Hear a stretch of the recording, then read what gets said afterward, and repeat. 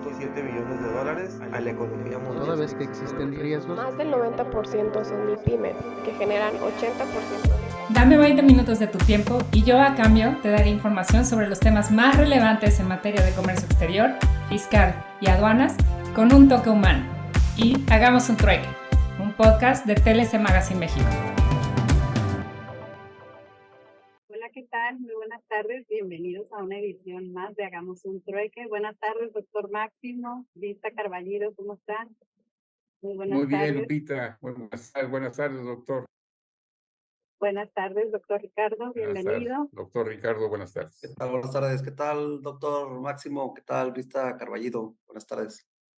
Bueno, pues el Gusto día saludarlos. Igualmente, Gracias, saludos. Bueno, pues como saben, tuvimos un cambio en la agenda, pero nos acompaña el doctor Ricardo Méndez con el tema obligaciones y beneficios de las empresas IMEX, que va a ser muy interesante. Muchos saludos a todos los que nos están enviando mensajitos aquí por el chat. Bienvenidos. Y bueno, pues vamos a iniciar. No sé si tenemos datoteque el día de hoy.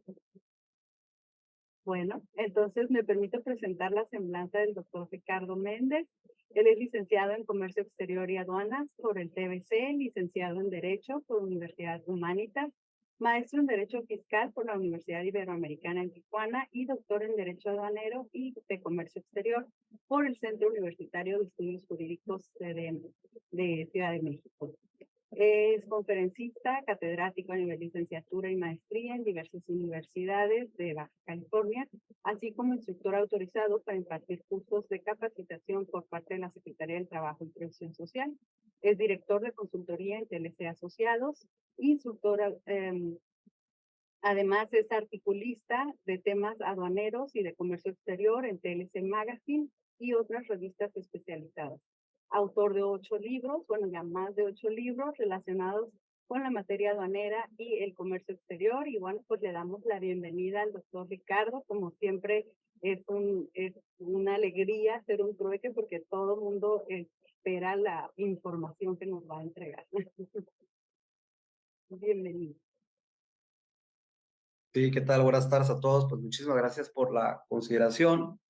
Y bueno, pues el día de hoy vamos a platicar un tema por demás que sabemos que pues es importante, sobre todo por los cambios que ha habido recientemente en materia de aranceles, que si bien pues muchas de esas medidas en realidad tienen un antecedente interesante, sobre todo en lo concerniente con la negociación del Tratado de Libre Comercio de América del Norte y bueno, pues ahora con el famoso TEMEC, y esto básicamente tiene relación porque sabemos que el programa IMEX es un programa de diferimiento de arancel y por ende, desde aquel artículo 303 del Telecan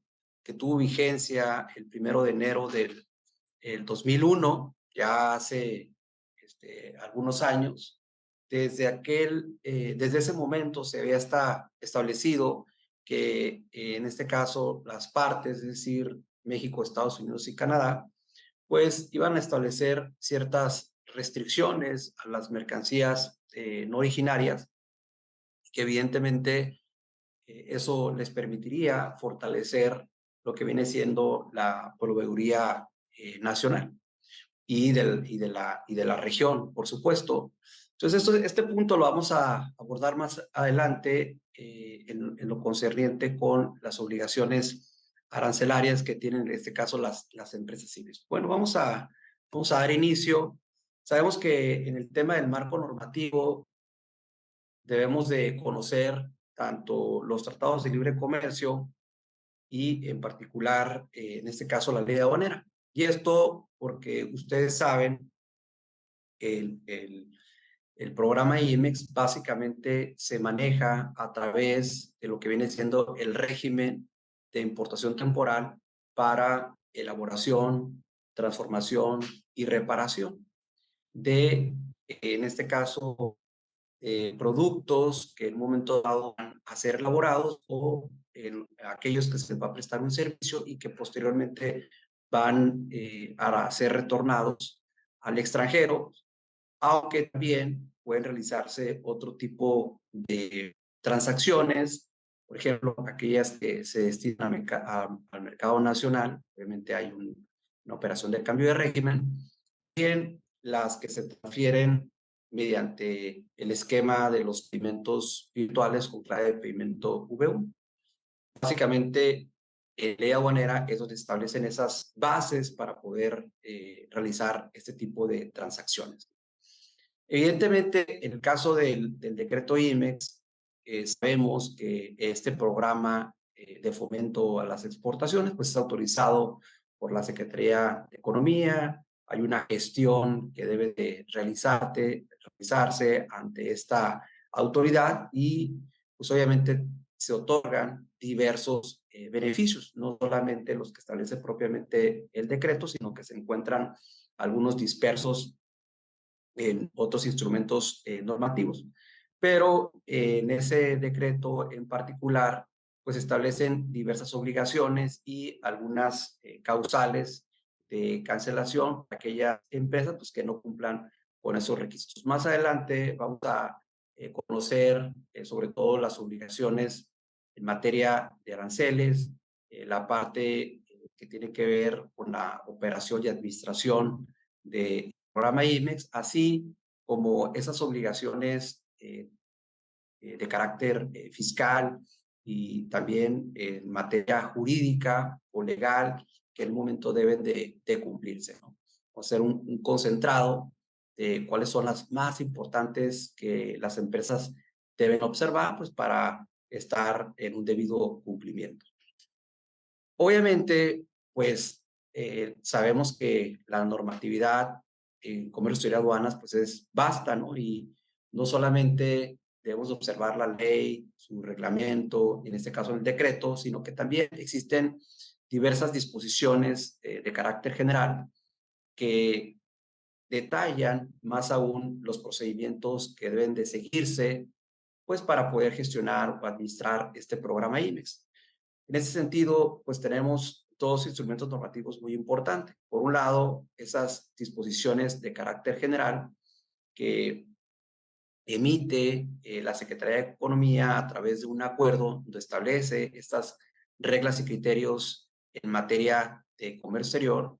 Y por otra parte, tenemos pues las que expide el Servicio de Administración Tributaria a través de esas reglas generales de comercio exterior, por ejemplo, para este año, que son las del 2023.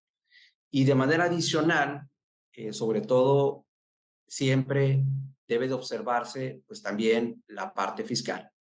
Y esto lo digo porque ustedes saben que el programa IMEX, pues tiene dos M's, que es industria de la manufactura y maquiladora y servicios a la exportación.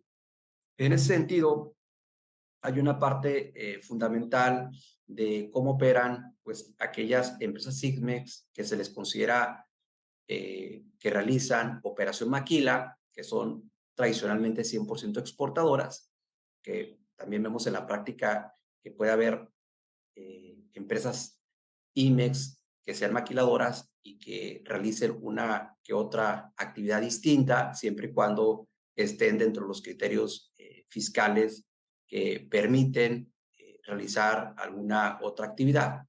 Y en el caso de las empresas IMEX que realizan operación manufactura, es decir, que ese tipo de empresas tradicionalmente realizan la adquisición de insumos, de materias primas,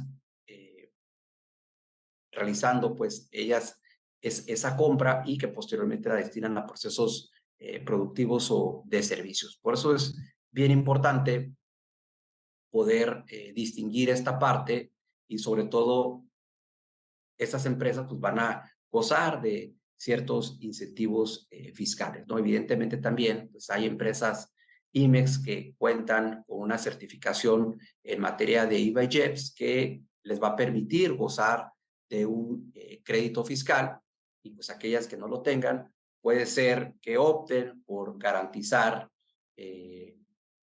a través de estos esquemas de garantía lo que viene siendo estos dos impuestos indirectos, que es el impuesto al valor agregado o el impuesto especial sobre producción y servicios.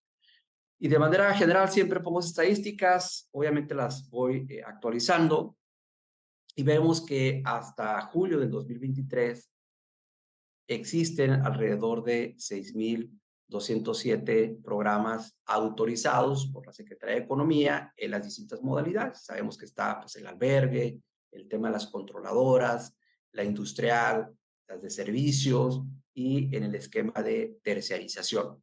Pero hay algo también bien importante que pues no es solamente visualizar pues, cuántas empresas IMEX han sido autorizadas, sino también cuántas plantas existen. Y bueno, pues en este caso de las estadísticas publicadas por la Secretaría de Economía se detecta que existen alrededor de 12,827 plantas. Y esto es porque puede haber una empresa IMEX que tenga solamente un establecimiento o más establecimientos, ¿no? Ha tocado ver empresas que tienen 10 o 15 establecimientos en donde se realizan operaciones de manufactura. Y obviamente un tema importante, y también lo quise agregar, es la cuestión de los programas de promoción sectorial, que este tipo de medidas unilaterales evidentemente ofrecen ciertos incentivos en materia de reducción de aranceles que están catalogados para los productores directos o los indirectos. Y aquí pues vamos a ver estas autorizaciones que existen alrededor de 3,919 autorizaciones que ha otorgado en este caso la Secretaría de Economía y también vemos que existen alrededor de 5,808 plantas, ¿no? Ahora, en la parte relacionada con la certificación de IVA EJEPS, que es una publicación hasta mayo del 2023, pues sabemos que de manera generalizada, en el caso de los beneficios, pues son los mismos para los tres rubros, que es el A, el AA y el AAA. Y actualmente existen alrededor de 3,424 empresas que tienen la certificación de IVA EJEPS. Y si nosotros tomamos esa cantidad de 3,424 empresas y las dividimos entre las 6,207 empresas con programa IMEX, nos va a dar aproximadamente como el 50 tantos por ciento de que las empresas están, en este caso, certificadas. Entonces, quiere decir que un 40 y tantos por ciento no se encuentra en un momento dado certificado, lo cual significa que ese tipo de empresas, pues evidentemente realizan el pago del IVA o del IEPS porque pues, no se encuentran beneficiadas bajo ese esquema. Aunque también se dice que hay alrededor de unas 50 empresas que gozan, en este caso, la garantía del interés fiscal. Entonces, es otro beneficio adicional.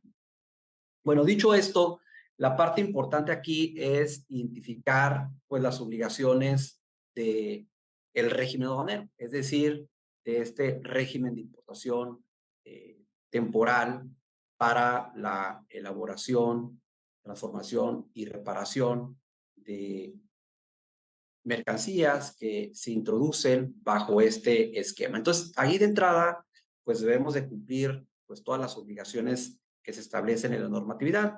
Particularmente, ustedes van a identificar el artículo 104 de la ley aduanera, que es donde se establece la obligación del el pago de las contribuciones específicamente para este régimen aduanero, porque sabemos que el régimen temporal de mercancías que se retornan en su mismo estado, pues no están sujetas al pago del impuesto de importación, pero en el 104 hace énfasis en que las mercancías que se vayan a introducir bajo estos esquemas de diferimiento de arancel, pues evidentemente están sujetas al pago de los impuestos y al cumplimiento de las regulaciones y restricciones no arancelarias.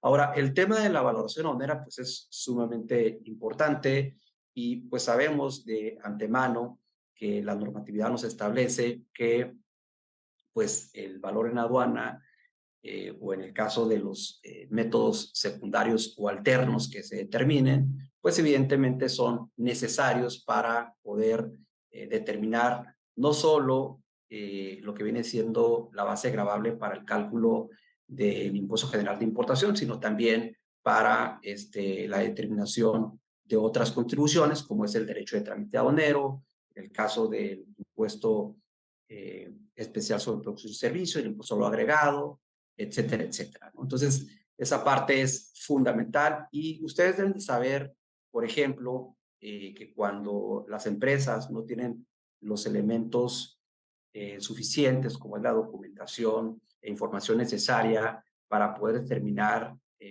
esta base gravable a través de los distintos métodos, pues evidentemente la autoridad en un momento dado podrá requerirlos. Y en ese caso de esos requerimientos puede incluso rechazar el valor de las mercancías.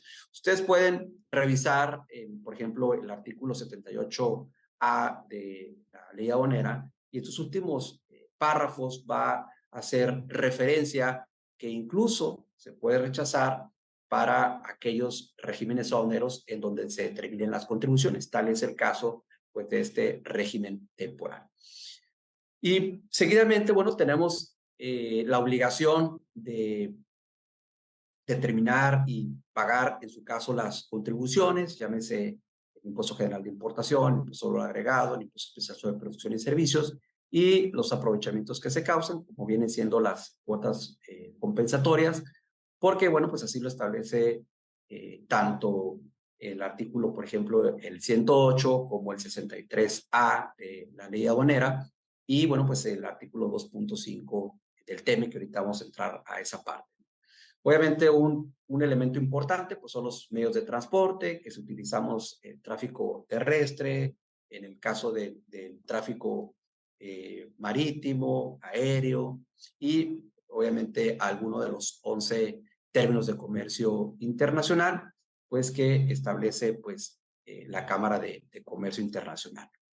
Otro elemento importante, pues la cuestión de la fracción arancelaria y el número de identificación comercial de las mercancías, estos 10 dígitos que son necesarios, obviamente, para declararlos, en este caso, en el pedimento, ¿no? El cumplimiento de las regulaciones y restricciones arancelarias es sin duda uno de los elementos también más relevantes. Les decía hace un momento el artículo 104 de la ley aduanera pues establece en específico en la fracción segunda que las importaciones temporales se van a cumplir las regulaciones y restricciones no arancelarias. Obviamente hay esquemas en donde no se cumplen, ¿no? O sea, hay ciertos beneficios, por ejemplo, en el tema de las normas oficiales mexicanas, ahí nos da un beneficio la regla 2411 en su fracción décima.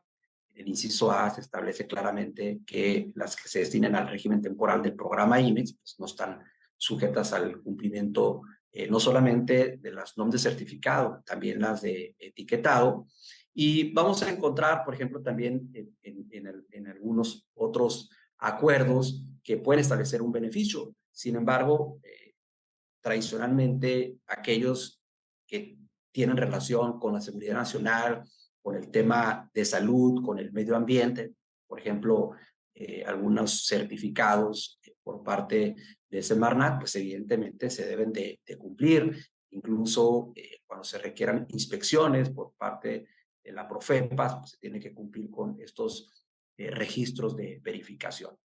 También en la parte del padrón de importadores y los sectoriales, en su caso, son un elemento sumamente relevante. Hemos tenido algunas experiencias en donde incluso, bueno, pues a algunas empresas IMEX se les ha suspendido lo que viene siendo el padrón de importadores porque tienen algún pendiente que se ubiquen dentro de las causales de suspensión que establece, por ejemplo, la regla 133 de las generales de comercio exterior y que una vez que cumplen, pues tienen que solicitar su reincorporación como lo establece la regla 134 de estas disposiciones generales, ¿no? El tema del encargo conferido, sumamente también importante porque pues, al final del día la empresa IMEX pues, va a contratar los servicios de un representante legal del despacho, llámese agencia aduanal o agente aduanal, que estas son las figuras que evidentemente pueden realizar las operaciones aduaneras pues, de las empresas IMEX y sobre todo pues, conformar ese expediente de la operación, lo cual es importante que se tome en consideración. Bueno, me preguntaron unas reglas, si me dicen de qué está hablando, pues se los digo, ¿no? Porque siempre menciono algunos fundamentos ahí adicionales. Bueno, en la parte relacionada con lo que tiene que ver, sobre todo, el artículo 2.5 del TEMEC, les decía hace un momento pues, que se establece la obligación de pagar los impuestos. Obviamente hay ciertas disposiciones que se establecen los supuestos a través de los cuales se va a realizar este pago. De entrada, se establece que no va a haber un reembolso de los aranceles pagados. O sea, el arancel que pagues pues, no se va a reembolsar, no se va a eximir o se van a reducir los aranceles adeudados, siempre y cuando pues, se realicen este tipo de operaciones. Por ejemplo, mercancías que se importen a través de estos programas de diferimiento de arancel, que posteriormente se exporten al territorio de otra parte, es decir, Estados Unidos, México y Canadá. Entonces, aquí está estableciendo muy en específico que si se importa una mercancía a México, una no originaria, y posteriormente esa mercancía no originaria se exporta a Estados Unidos o Canadá, debe de pagar impuestos. Pero si esa mercancía se importa a México, que es no originaria, y posteriormente se exporta a otro país, por ejemplo, a un país de Asia, pues ahí no se debe de pagar impuestos. También, por ejemplo, si se importa esa mercancía y se utiliza en un proceso productivo de elaboración, transformación, y una vez que se obtiene el bien final, se exporta a Estados Unidos o Canadá, obviamente debe de pagar impuestos. O cuando esa mercancía se sustituye por una idéntica o similar que participa en el proceso productivo y que posteriormente se exporte a Estados Unidos y Canadá, debe de pagar impuestos. Entonces, esta parte es súper importante porque siempre, sobre todo, hablamos de ese término anglosajón del nearshoring, que ya tenemos algunos otros términos, ¿no? Inclusive escuchamos el friendshoring, el ally-shoring, el reshoring, etcétera, etcétera, y que básicamente habla pues, de esa relocalización de empresas que pretenden en un momento dado venirse a México y que al final del día esas empresas extranjeras que probablemente van a importar mercancías no originarias para posteriormente exportarlas a Estados Unidos y Canadá, que muy probablemente son los principales mercados, pues se van a enfrentar a esta situación. Entonces es un esquema que evidentemente debe de conocerse. Entonces, obviamente, imagínense que ustedes pagan impuestos en México por esa mercancía original y que posteriormente la van a exportar a Estados Unidos o Canadá, pues obviamente tendrían que pagar impuestos.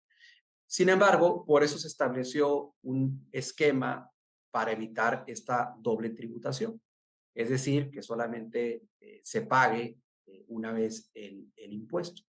Y a esto pues, se le conoce como la exención de la regla del menor de los dos. Es decir, si se tiene que pagar un impuesto más alto en Estados Unidos o Canadá, pues que se pague en ese país y en México no se estaría realizando el pago de los impuestos. Para ello, pues hay una fórmula aquí muy básica. ¿Cómo se determina ese monto que excede al menor de los dos? Bueno, pues primero voy a conocer los montos de los aranceles apagados o deudados en importación y posteriormente voy a hacer una resta de esos montos de aranceles pagados en la otra parte, que sería en este caso en Estados Unidos y Canadá. Evidentemente para ello, pues va a haber un documento que indique cuál fue el monto que se realizó, que eso se conoce como la prueba suficiente, que puede ser la declaración aduanera, o sea, un entry summary o de Estados Unidos o Canadá, o una declaración del importador en donde indique que realizó ese pago, y posteriormente ahí se estarán presentando algunos otros documentos, ¿no? Obviamente hay ciertas excepciones, por ejemplo, no aplica para lo que vienen siendo las empresas IMEX de la modalidad de servicio u otros esquemas previstos dentro del artículo 15 del decreto IMEX, ahorita lo vamos a visualizar, y no existen restricciones en la aplicación de preferencias, que les digo, hay ciertas preferencias unilaterales, como son los PROSEC, las reglas octavas, y en el caso, bueno, pues de los tratados de libre comercio de los que México tiene suscritos, y sí hace una excepción sobre todo para las empresas que se ubican en la región fronteriza o en la franja fronteriza. Entonces, aquí de manera general, para entrar ahorita a la cuestión de los aranceles, ya comentaba que no aplica el 2.5 del TEMEC, o sea, no hay una obligación del pago de los impuestos de importación cuando se exportan las mercancías, en este caso, a un país distinto, Estados Unidos y Canadá, o bien cuando se trata de mercancías originarias. De igual manera, si viene una mercancía, en este caso, del extranjero, vamos a suponer que de China, y que posteriormente ingresa bajo un esquema de fianza o de tránsito, pues tampoco se está sujeto al pago de los impuestos en ese país en particular. Digo, yo aquí puse el ejemplo como que si ingresara a Estados Unidos, pero de igual manera si ingresa a México en un tránsito internacional, por ejemplo un T7, tránsito internacional por territorio nacional, y posteriormente se envía a Estados Unidos, pues no estaría sujeto al pago de impuestos, en este caso en México. Otro de los esquemas es cuando la mercancía se considera que se está retornando en su mismo estado porque no tuvo una transformación sustancial, que básicamente aquí viene el esquema de servicios, puede ser algún corte, algún pintado, procesos de reempaquetado, algún tipo de inspección, almacenaje, etcétera. Y tampoco estaría sujeto al pago, por ejemplo, de los impuestos cuando pues, es una mercancía que está fuera de las especificaciones y que tiene que retornar, en este caso, en el mismo estado, o cuando se trate, por ejemplo, de mercancías que son importadas bajo esquemas de labores conjuntos, que aquí entra mucho la cuestión relacionada con la importación de algunos textiles que se utilizan para elaborar prendas de vestir, ¿no? Y les decía el tema de las mercancías, en este caso originarias. Bueno, continuando, el que me preguntaban sobre para no cumplir en las IMEX las normas oficiales mexicanas, básicamente es la regla 2411, regla 2411, pero esta regla es de las reglas y criterios en materia de comercio exterior que emite la Secretaría de Economía. Regla 2411 es la fracción 10, inciso A. Ahí ustedes lo van a localizar. Bueno, en ese sentido, aquí vamos a visualizar algunas de las excepciones que se utilizan en la práctica para, en un momento dado, no estar sujetos pues, al pago de los impuestos de importación. Pues, el clásico es si una mercancía es original. Es decir, México sabemos que tiene alrededor de 14 tratados de libre comercio, más los acuerdos celebrados al amparo de la Asociación Latinoamericana de Integración. Entonces tenemos una declaración de origen, certificado o certificación de origen, como le quieran decir, pues evidentemente podemos aplicar ese tratamiento arancelario preferencial, pues no estaremos sujetos al pago o bien al arancel que se establece, ¿no? Porque también, por ejemplo, en TIPAD, si tenemos algunas mercancías que se encuentran, en este caso, grabadas. Entonces hay una posible reducción del pago de los impuestos. El caso de los contenedores y cajas de tráiler establece claramente que no está sujeto al pago del impuesto de importación.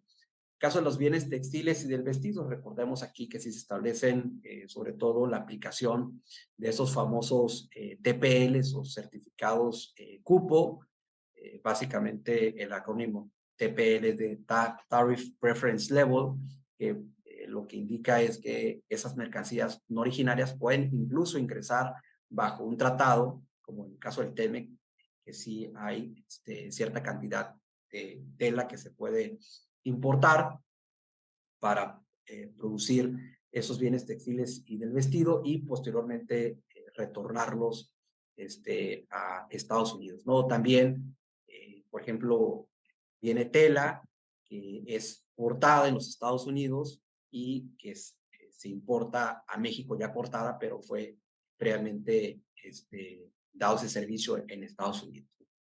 Y algunos otros esquemas relacionados, como les digo, con bienes textiles y del vestido. Luego también tenemos la importación y retorno en el mismo estado, que esta parte pues es importante. Básicamente es lo que les mencionaba, que vienen a un corte, a un armado, a alguna elaboración de un juego, a un lavado, a un pintado, almacenaje, a un bordado, a temas, por ejemplo, de realizar alguna mezcla, etcétera. Todo eso entra básicamente en importación temporal de mercancías que van a retornar en su mismo estado. Procesos de reparación o alteración, por ejemplo, ahí vemos el MS5, donde puedes importar mercancía para reparación, para retrabajo, para mantenimiento. También vamos a tener, por ejemplo, en el artículo 108 que nos habla de etiquetas, folletos, y ya en las reglas generales de comercio exterior, sobre todo para el operador económico autorizado, incluye en este caso los manuales que pueden importarse y no estar sujetos al pago de los impuestos. Y vamos a tener otros dos esquemas muy específicos, que son los programas de promoción sectorial y los permisos previos de regla octava, que ahorita los vamos a mencionar. Bueno, una de las publicaciones, creo que de las más importantes, fue sobre todo la que se dio a conocer el incremento de los aranceles para alrededor de 392 fracciones arancelarias. Y digo alrededor de 392, que hubo otras fracciones, sobre todo del sector siderúrgico y en el caso del calzado, en donde básicamente los transitorios se derogaron unas publicaciones que permitían una reducción de los aranceles y por lo tanto las dejaba ahora en su publicación original, que fue la del 7 de junio del 2022, y básicamente pues allí ya operaban tasas del 25, del 20 y del 30%. Es básicamente sí hubo una afectación para otras, en este caso, fracciones. Sin embargo, en donde más se concentró fue en ese artículo único, que son 392 fracciones arancelarias, y pues sabemos que estas medidas son provisionales del 15 de agosto del 2023 hasta donde el 16 de agosto del 2023 se publica el 15, pero tiene vigencia el 16 de agosto del 2023 hasta el 31 de julio del 2025, que vale la pena resaltar que tradicionalmente siempre se manejan como las últimas fechas que concluye el gobierno en turno. Sin embargo, estas pues, hasta el 31 de julio del 2025. Y obviamente aquí pues hubo un aumento en el tema de los aranceles, que básicamente oscilan entre tasas del 5, del 10, del 15, del 20 y del 25%, pues dependiendo del producto. Obviamente aquí yo puse algunos ejemplos de cómo dan ese incremento del 10 al 15, y creo que desde mi perspectiva, donde más se visualiza un impacto, pues son en aquellas fracciones que evidentemente se encontraban exentas del impuesto general de importación, porque ustedes saben que para poder tramitar un programa de promoción sectorial, pues se debe tratar de mercancías que se encuentran grabadas. Incluso si quieren gestionar una regla octava, pues las mercancías deben de estar grabadas, ¿no? Es decir, ¿para qué quieres una regla octava si el PROCE, esos programas de promoción sectorial, se establece un arancel del 0%, o para qué quieres el PROSEC si la tasa general del impuesto de importación se encuentra en ese caso exenta, ¿no? Y es aquí donde pega un poco a esas empresas que evidentemente realizaban las importaciones de estas mercancías. Y ojo, no solamente a las maquiladoras, también pues aquellas empresas de la industria nacional o realizan venta en territorio nacional, pues también pues evidentemente pues hay un impacto debido pues que incrementa al 25% casi de manera general, aunque sabemos que hay otras tasas como lo acabo de mencionar. Entonces, una alternativa tradicionalmente son los programas de promoción sectorial. Sin embargo, pues sabemos que debemos de observar ciertos requisitos para poder cumplirlo. De entrada, el proceso que realice la empresa, pues se debe de identificar en algunas de las industrias de los 24 sectores que establezca este instrumento normativo, y obviamente también se revisa el bien final que va a producir, y en función de identificar la fracción arancelaria de ese bien final, que puede ser, tradicionalmente puede ser por capítulo, puede ser por partida, puede ser por subpartida o fracción arancelaria. Posteriormente, ya visualizamos pues cuáles son ese listado de insumos o activos fijos que ofrece este programa de promoción sectorial como beneficios para poder reducir en un momento dado el arancel. Entonces, así es como se maneja. Aquí vemos un listado de los sectores.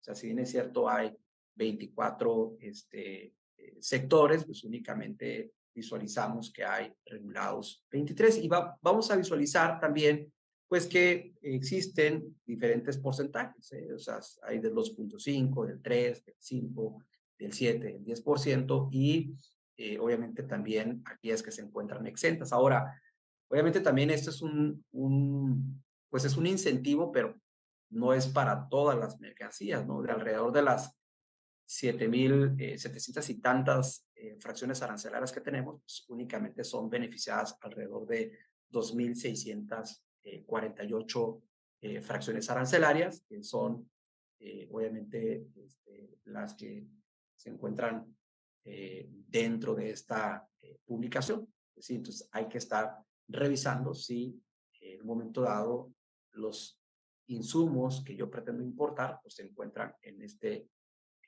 listado, ¿no?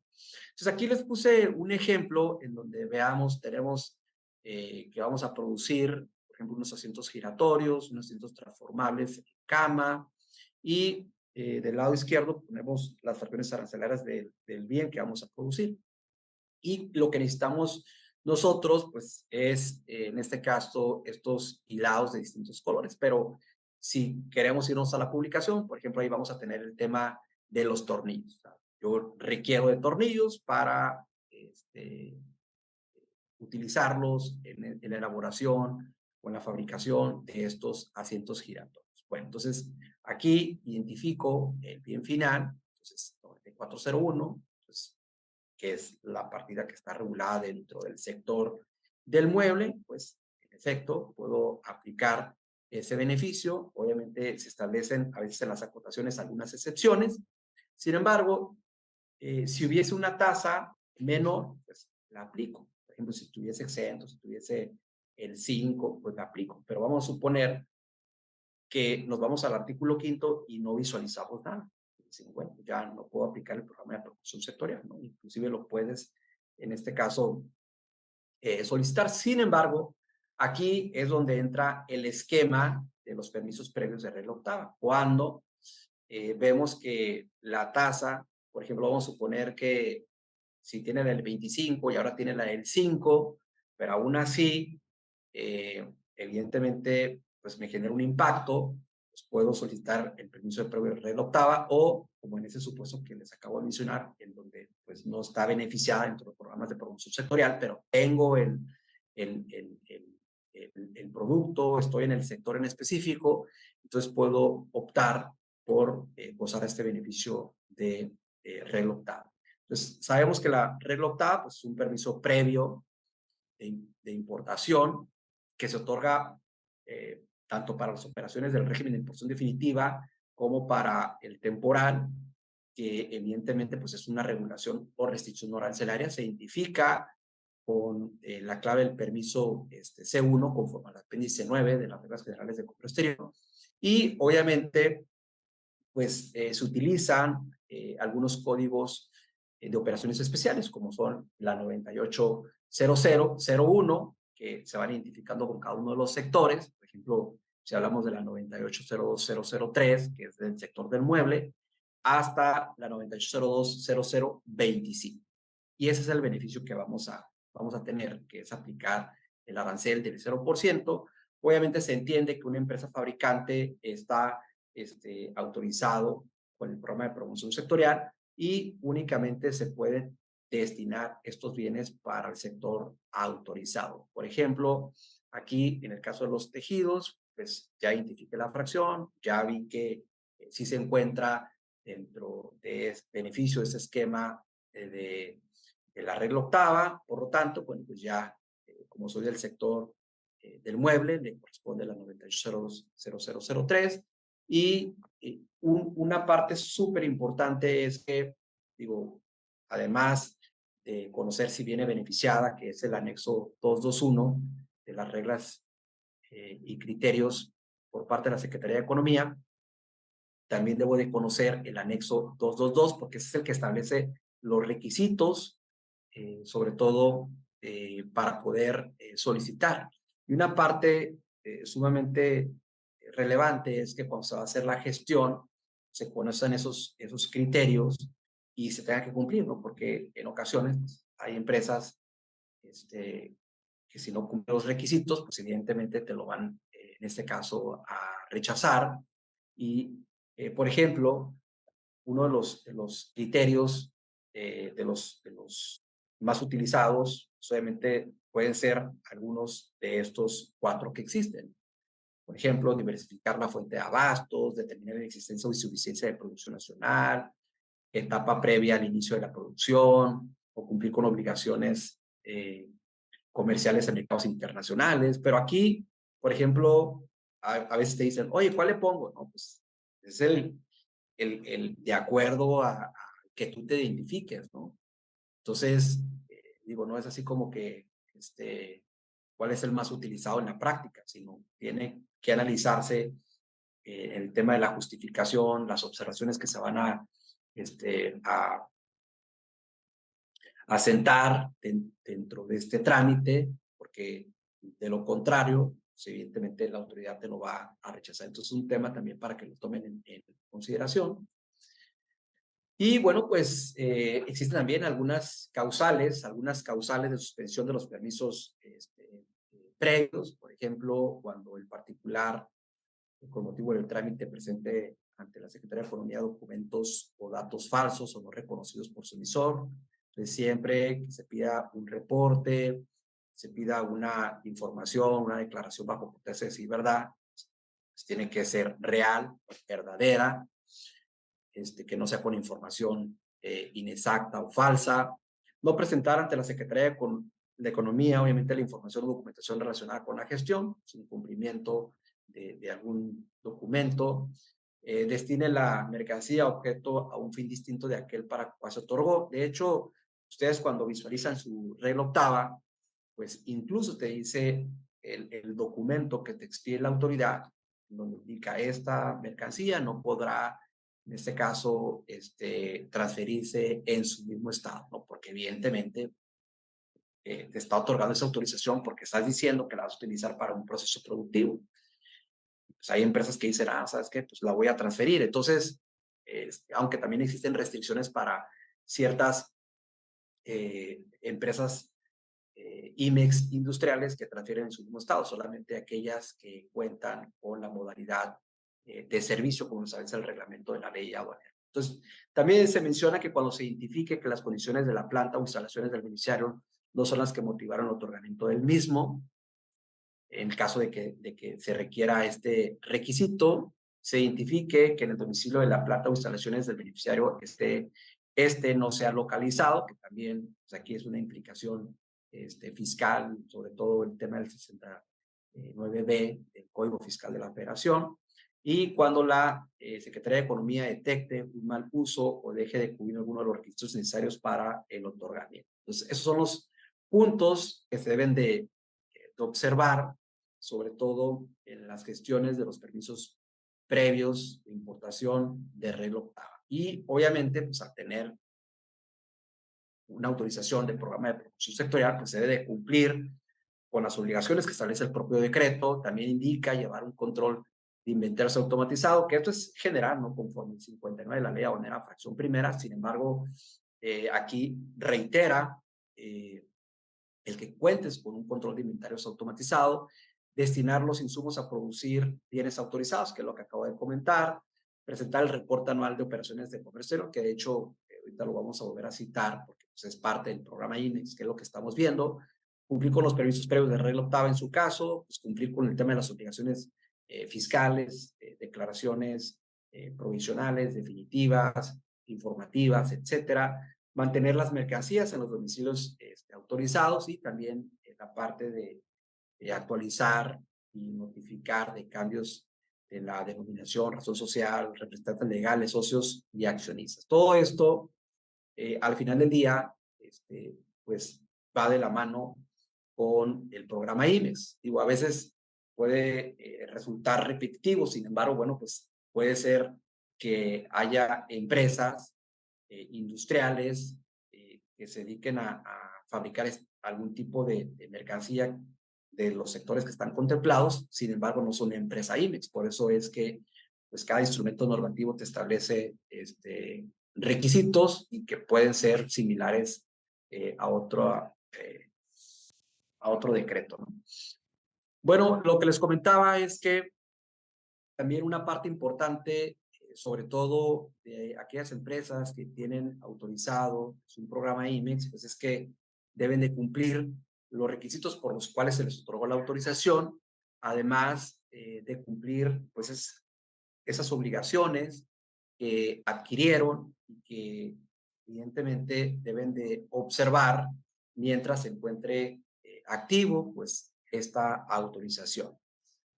Sabemos que la autoridad pues obviamente suspende. Hay dos obligaciones súper básicas, que es la del reporte anual de operaciones de comercio exterior, que básicamente sabemos que tiene dos campos, el tema de las ventas totales y el total de exportaciones, y que para el sector textil a veces te pide también, sobre todo la cantidad de obreros y de administrativos, formación muy básica, y bueno, pues aún así pues hay empresas que no la presentan. Entonces aquí vemos ya en 246 que no lo presentaron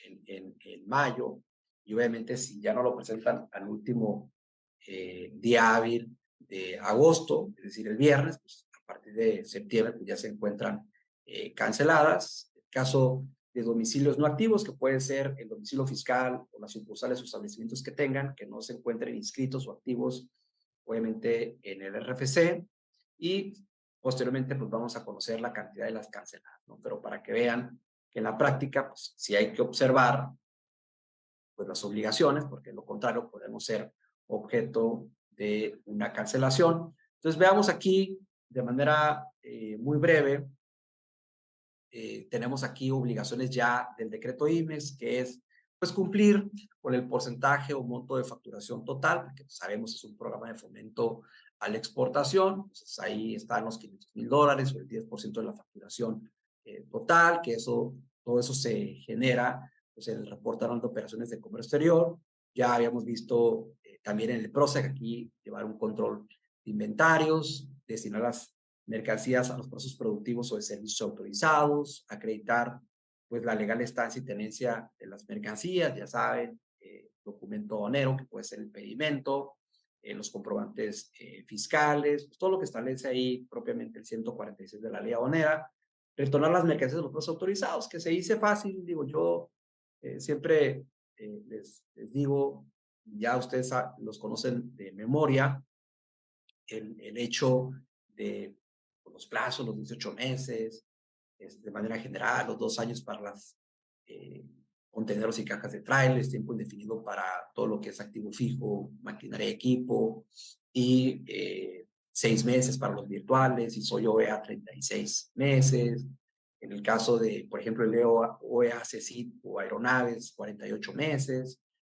Pero el punto es, aquí es, pues que se registre dentro de esos controles de inventarios y poder acreditar que se retornaron en tiempo y forma, ¿no? Mantener las mercancías en los domicilios autorizados y también la notificación de cambios de denominación, razón social, representante legal, socios y accionistas, que son obligaciones muy, muy generales. Y sobre todo, por ejemplo, en la parte fiscal, que esto está establecido en el artículo 11 del decreto IMEX, que son las de cumplimiento permanente, sobre todo el tema de la I-firme, los sellos que se encuentren vigentes, cumplir con las obligaciones fiscales. ¿Cuáles? Pues todas. O sea, prácticamente es no ubicarme en una lista de incumplidos conforme al 69 del Código Fiscal de la Federación, presentar también temas de dictamen fiscal o reportes de inversión extranjera.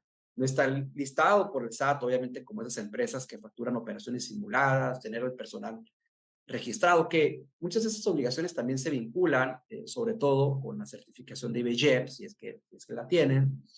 Opinión positiva del cumplimiento fiscal de los proveedores, sobre todo esto por la certificación de IBGEP. Conservar activo el domicilio fiscal que se encuentre obviamente localizado y pues mantener activo el RFC y todas sus actualizaciones. En la parte legal, que a veces se pierde un poco el control de esto, porque realmente el área de aduanas y de comercio exterior, pues en ocasiones no es quien tiene el control principal, pero igual está requiriendo esa documentación, por ejemplo, la constitución de la sociedad, todas las modificaciones y cambio de nombres, y se integraron a la sociedad nuevos socios accionistas, hubo cambios de representante legal, actualizar esos poderes de representación. En ocasiones, por ejemplo, aquí en Baja California, los poderes de representación tienen vigencia de 3 años, entonces hay que estar revisando en cada entidad federativa, pues, si se encuentran vigentes o no, o si se tiene como por política, se van a actualizar a determinado tiempo, o vamos a revisar qué poderes ya no están activos porque esas personas ya no laboran en la empresa, etcétera. Estructura de empresas que forman parte del grupo, sobre todo, por ejemplo, en la que tiene una modalidad controladora y las sociedades controladas, etcétera, o aquellas, por ejemplo, o si manejan algún esquema de albergue, pues que hay otras empresas que están también operando de manera conjunta, programa, acreditar la inversión en territorio nacional, que aquí pues, sabemos, ¿no? Contratos, porque acuérdense que la inversión puede ser en bienes inmuebles, puede ser en muebles. Entonces, esta parte, si tiene algún contrato, títulos de propiedad, pedimentos, comprobantes fiscales, atender denuncias o querellas en contra de los integrantes de la sociedad, que esto tiene una repercusión también con el esquema de la certificación, actualizar datos relacionados con la razón social, el representante legal, socios y accionistas. Se fijan, en ocasiones van muy ligados a la parte fiscal, contrato de uso legal del inmueble, sobre todo sabemos que están en arrendamiento, están en comodato, pues hay que estar revisando sobre todo la vigencia del contrato, si cambiaron las partes, si se modificó algún tema de la dirección, contratos de prestación de servicios actualizados, es decir, al final del día puede existir un contrato de consignación, un contrato sobre todo de maquila, a lo mejor un contrato de submaquila, etcétera. Entonces, toda esta parte, pues hay que actualizarlos. Y aquí solamente como referencia también que es importante tener en cuenta de que aquellas empresas que se encuentran certificadas en materia de IBGEP, pues pueden ser objeto de visitas de cumplimiento. Por eso es que se establece un supuesto en el cual, en el momento de que la autoridad, en este caso la GASE, vaya a las instalaciones o algún establecimiento de una empresa que se puede certificar, pues se le debe dar todas las facilidades y proporcionar esa información y documentación que están cumpliendo con sus obligaciones. Y es muy probable cuando se hacen estos planes de visita, bueno, pues que se van pidiendo carpetas, que en el futuro a lo mejor pueden ser más carpetas, ¿no? Pero digo, hasta este momento estas 19 carpetas que básicamente se integran, muchas de ellas con la información que les acabo de comentar. Y vean, ya para ir cerrando, sobre todo conocer algunas acciones de cumplimiento que pueden implementar. Primero, pues el realizar esas auditorías o revisiones preventivas, utilizando, por ejemplo, el caso del reporte de glosa o el famoso DAR Stage. Esa es una alternativa. Establecer indicadores, estos Key Performance Indicator o indicadores clave de riesgo, de desempeño, o los Key Risk Indicators, que son esos indicadores claves de riesgo, dependiendo de lo que quieran ustedes medir, si es el desempeño o el riesgo de sanciones por algunos incumplimientos que se hayan generado. Implementar esos sistemas de gestión de cumplimiento o de control. Digo, ya ni siquiera un sistema de gestión, sino pueden ser algunos controles. Presentar, sabemos que algunas rectificaciones o declaraciones complementarias, por ejemplo, el pedimento GC, o los R1, o también presentar algunas regularizaciones de mercancías, a lo mejor que hayan excedido los plazos de permanencia o que no se hayan parado la legal estancia. Utilizar esos medios de solución de controversias, a lo mejor si ya se inició una facultad de comprobación, bueno, pues en este caso acudir ante TODECON, o bien, pues impugnar, ¿no? También es un esquema, si el contribuyente tiene todos los elementos, desea resolver a través de un medio de impugnación, un recurso de revocación, un juicio de nulidad, bueno, pues también es una alternativa.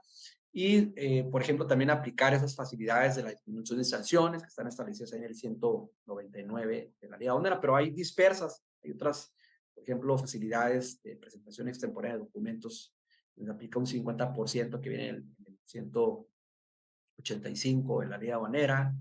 Establecer un monitoreo de control de riesgos de cumplimiento y sobre todo también, bueno, pues la alternativa de realizar consultas o en este caso las resoluciones anticipadas, que puede ser en temas de valor, alguna consulta sobre una operación en particular a la autoridad, puede ser sobre fracciones arancelarias o la determinación de origen, pues eso va a depender. Y pues al final del día, pues sí tenemos que aplicar algunos de esos esquemas porque si bien es cierto, pues vemos en la práctica que sí, o sea, hay empresas que tienen su departamento de cumplimiento, de compliance, tienen los mejores despachos, ¿no? Sus mejores asesores que les van diciendo qué hacer, implementar esas estrategias, ¿no? Pero en ocasiones esas estrategias pueden ser obesas, a lo mejor no pueden estar enfocadas al tema en particular, o reciben capacitación, pero no capacitación que pueda ser, en este caso, de utilidad, o tienen a lo mejor políticas que no son alcanzables y que al final del día repercute cuando existe un procedimiento administrativo, un acto de fiscalización o cuando la autoridad ejerce sus facultades de comprobación, porque pues, al final del día pues, van a tener ahí el PAMA, van a tener ahí la multa, pues quiere decir pues, que alguno de esos controles que aparentemente tienen pues no está funcionando, por eso siempre debemos de estar revisando y monitoreando pues nuestros riesgos sobre las operaciones que vamos realizando en el día a día, pues, para cuando se presente alguna contingencia poder en un momento dado solventar. Bueno, por mi parte sería todo y muchísimas gracias. Muy bien, muchas felicidades. Bueno, pues vemos que las preguntas se han ido contestando nos hizo favor de contestarlo. Por ejemplo, aquí hay una pregunta de un anónimo donde dice si el programa ISME sigue siendo Corpusem. Sí, sigue siendo Corpusem. Mira, lo que pasa es que el tema de los tiempos de respuesta, por ejemplo, la normatividad, que de hecho está homologada las reglas y otra vez con el decreto, establece que son 15 días hábiles, pero a partir de que se encuentra debidamente integrado el expediente. Pero obviamente hay otras cuestiones ahí que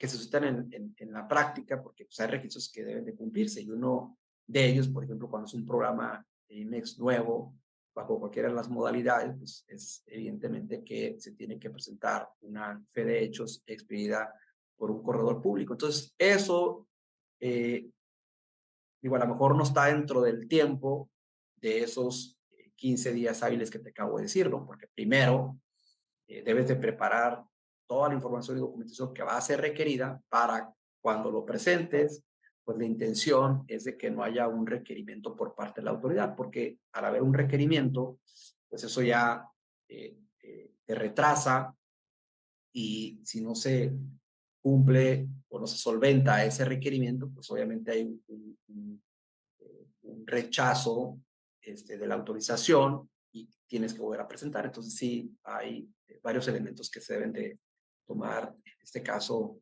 en cuenta.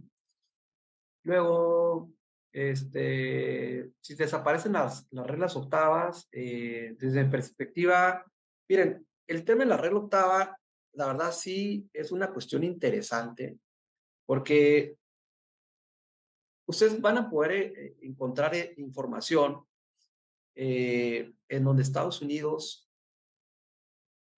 sí han hecho algunas críticas sobre estas medidas unilaterales, que es básicamente el programa de promoción sectorial, y en el caso de los permisos previos de regla octava. O sea, sí han hecho. Hay un estudio por parte de la Comisión Federal de Competencia Económica, la COFESE, en donde el tema de los PROCE y el tema de las reglas octavas, pues sí atentan en aquel momento contra el artículo 303 del Telecán y hoy contra el 2.5 del TEMEC. O sea, sí hay una cuestión, porque si te está diciendo que no puedes reembolsar, no puedes exentar, en este caso, aranceles adeudados, pues evidentemente son esquemas unilaterales que pues sí dan esos beneficios para ciertos sectores en específico. Como son de manera generalizada, pues ahí hay una situación. Pero al final del día, en un momento dado, pues quien tendría, en este caso, que objetarlo, pues sería Estados Unidos o Canadá, o sea, no tanto México. Entonces, el hecho de si van a desaparecer, digo, no tengo la certeza. Lo único que les puedo decir es que sí ha habido algunos cuestionamientos en cuanto a su aplicación, y que en el futuro, si seguimos con esos esquemas en donde hay una alza de aranceles, y que evidentemente algunos sectores industriales, organismos están de acuerdo, y también de los otros países, pues obviamente puede ser, ¿no? una tendencia en el futuro, ¿no? Entonces hay que estar muy pendientes de esa situación.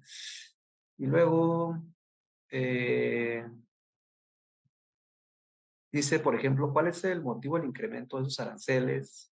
Pues es básicamente lo que mencionábamos, ¿eh? O sea, acuérdense que, digo, ya les platicé, hay un antecedente del artículo 303 del Telecán, que, ojo, ese artículo 303 Telecán O sea, sus bases están establecidas en el tratado bilateral entre Estados Unidos y Canadá. Acuérdense que ellos ya tenían ese tratado bilateral y nosotros en el 93 nos sumamos y que tuvo vigencia en el 94. Entonces, todo lo que tiene que ver del tratamiento de diferimiento de aranceles ya estaba establecido en ese tratado en específico. Entonces, básicamente nosotros nos incluimos ahí.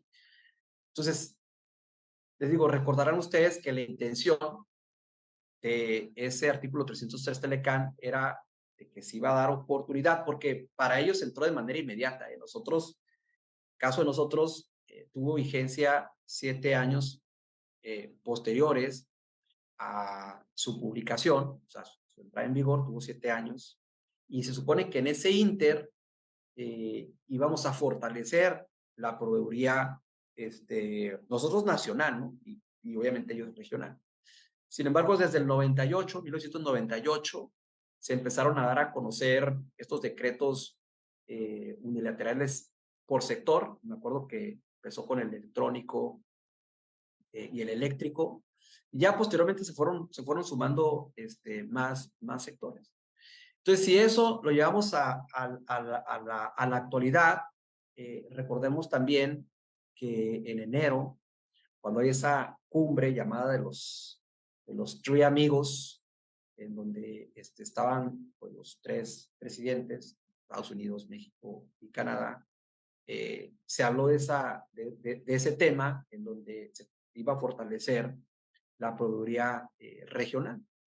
Entonces, digo, no es algo aislado incluso de que se haya publicado ese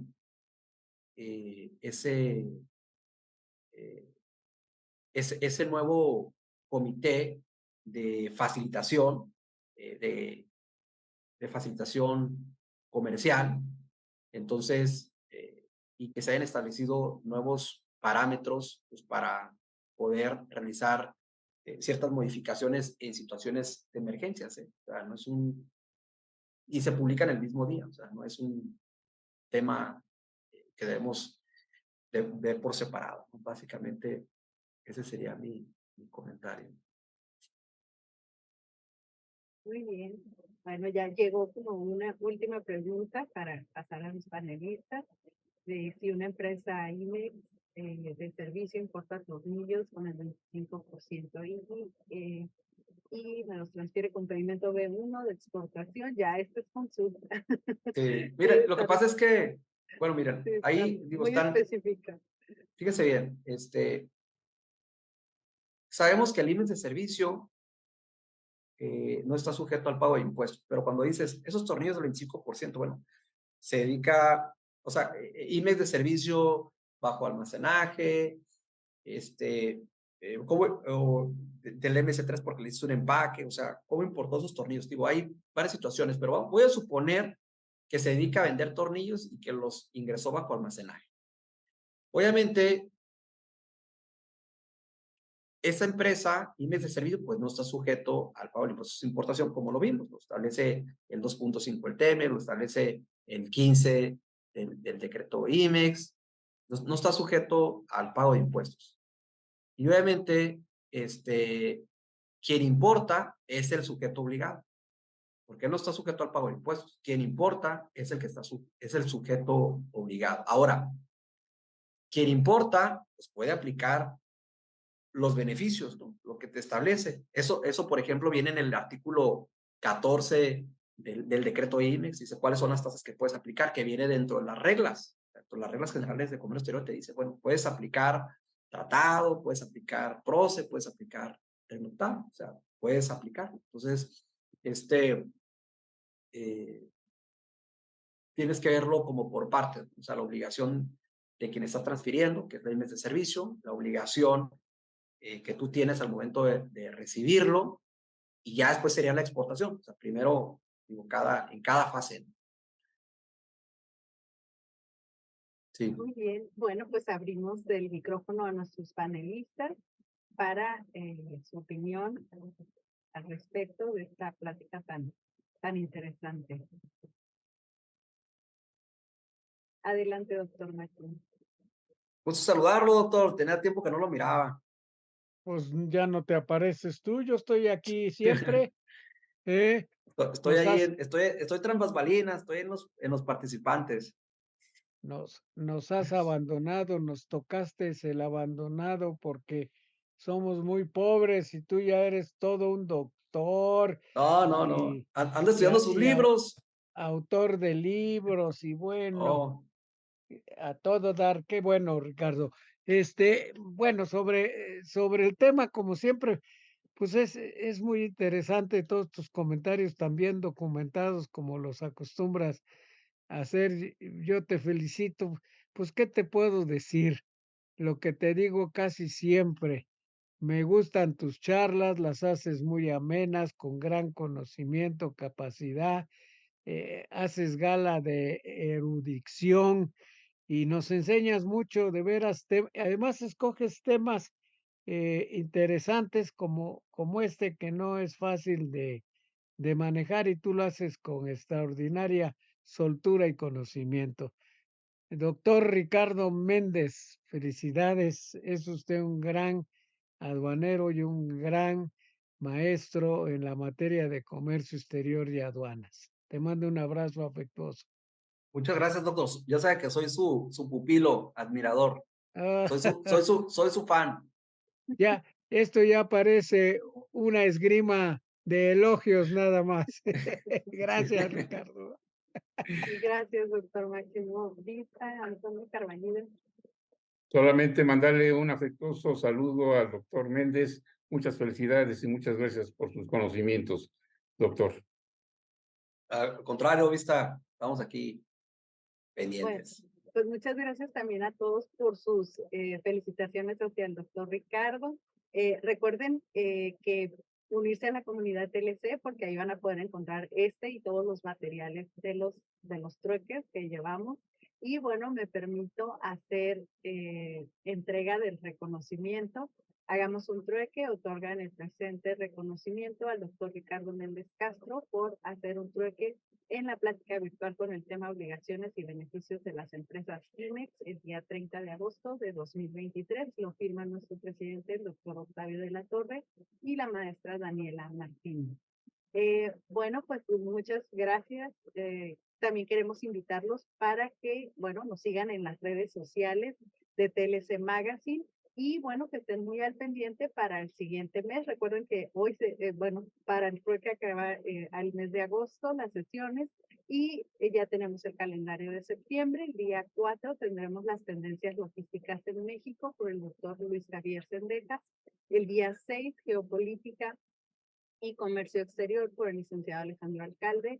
El 11, aguas nacionales y la empresa en México, la maestra Elizabeth Martínez. El día 13 tendremos tips para que no sean rechazadas las devoluciones de impuestos con la maestra Albertina López. El día 18 pues viene la maestra Karen Anaya a darnos las recomendaciones para cumplir con el nuevo perfil OEA. El día 20 tenemos programado al doctor Ricardo Méndez, también con otra actualización de comercio. El día 25, el doctor Luis Alfredo Ávila con importancia de la protección de marca en China. Y el día 27, ¿puede la inteligencia artificial ser titular de derechos de autor? Por la licenciada Fabiola Martínez. Bueno, pues que pasen un excelente fin de semana. Ya es quincena, pásenla bien, nos vemos la próxima semana. Hemos llegado al final del trueque de hoy. Muchas gracias por acompañarnos. Esto fue Hagamos un trueque vía Zoom, un evento de TLC Magazine México. Si te gustó esta plática, no olvides compartir cada evento con tus contactos, para que así continuemos esparciendo conocimiento y nos mantengamos actualizados.